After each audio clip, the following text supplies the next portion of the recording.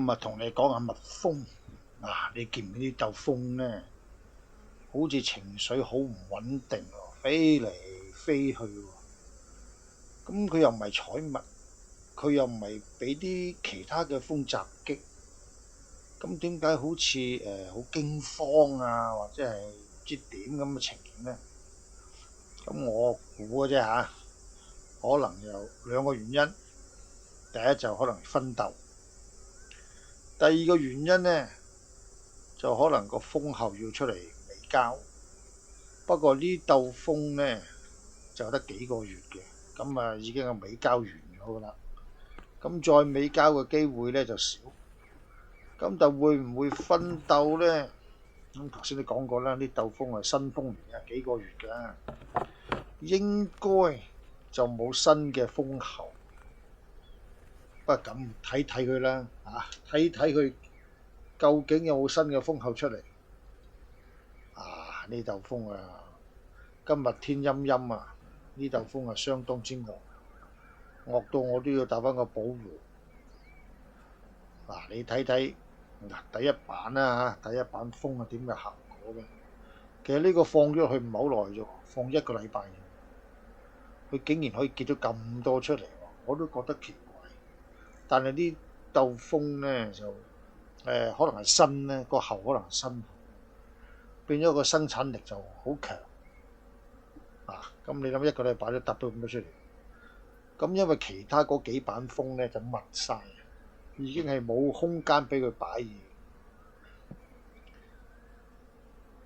咁我哋再睇睇第二版啊，最緊要檢查個蜂后喺唔喺度。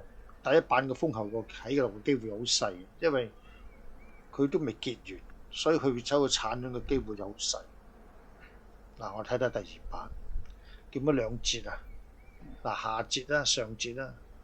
下節咧，咁好多朋友應該知㗎啦，養過蜂嘅人都知㗎。下節應該嗰啲幼蟲嚟嘅，即係啲蜂要餵嘢俾佢食啊，幼蟲。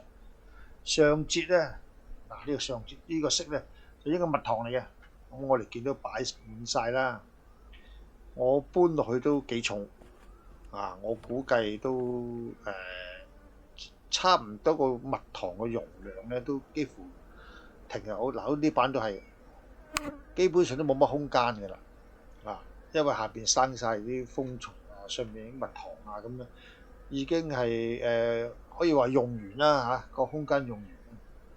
但我睇睇啦冇黃台，即係冇新嘅黃台啦。個蜂后喺邊咧就睇唔到啦，太多。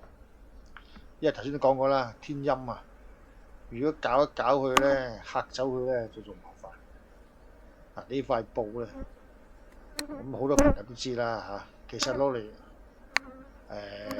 穩定啲蜂嘅情緒，因為蜂太剛猛嘅咧，佢又會周圍飛好唔穩定。咁所以冚塊布落去咧，等佢穩定。呢度糖嘅比例多啲，呢版所以都見唔到個喉，個蜂后都唔喺度，個蜂后應該喺頭先個版嗰度。如果冇估錯應該頭先個版嗰度。上面嗰隻糖啦，密封晒啦，下邊啲蟲啦就俾佢餵蜂啦。呢一版咧，我就覺得佢應該就好多蜂蜜啦，因為佢嗰個糖嘅份量咧都好多，好重都好多好重。但係下邊咧，因為個蜂后咧，個蜂頭應該喺下邊嘅，下邊都冇蜂頭。因為都係嗰句啦因為呢鬥蜂本身都係新蜂，所以個繁殖能力就好強咯。所以佢再出去尾交嘅機會就不大，應該就，但係佢又唔係蜂后，咁有咩令到佢咁唔穩定咧？暫時我都揾唔到原因，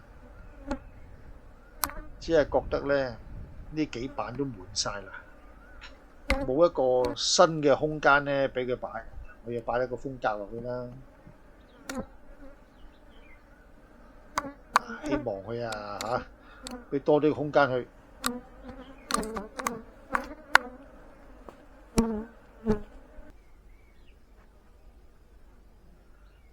咁蜜蜂就好少針人嘅。如果你唔係受驚啊，或者你唔係去嚇佢啊咁樣所以啲朋友就養開蜂嗰啲基本上都唔使咩保護啦。不過今日陰天嚇，今日陰天啊，如果唔即保護措施咧，俾蜂針咗咧，就真係老貓燒鬚啦，仲話養蜂添